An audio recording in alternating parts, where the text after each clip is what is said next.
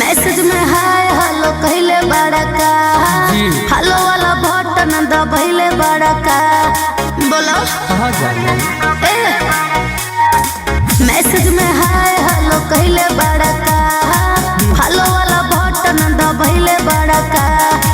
चाहिए कितना बतावल मुश्किल बा तोहरे नाम घोड़ा कथा बातिल बा अच्छा देखनी हरी तोरा कमर पतिल बा चुप रह देखनी हरी तोरा कमर पतिल बा दीवाना बना देले बा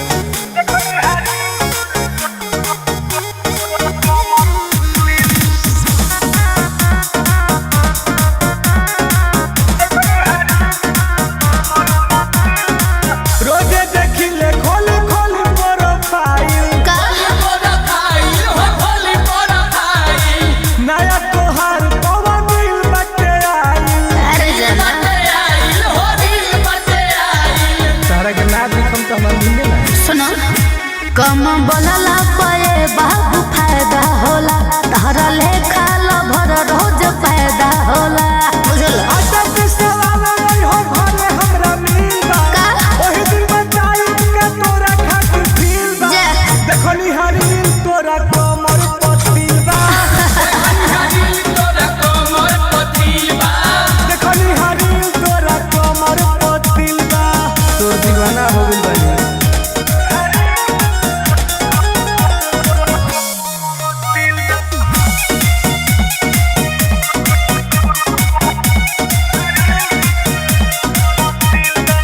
कबो साड़ी कबो सूट सलवार में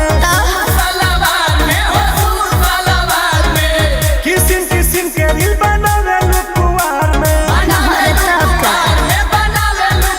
एकरे तो हम दीवाना है अच्छा रोजे दिल भेजेला कमेंट में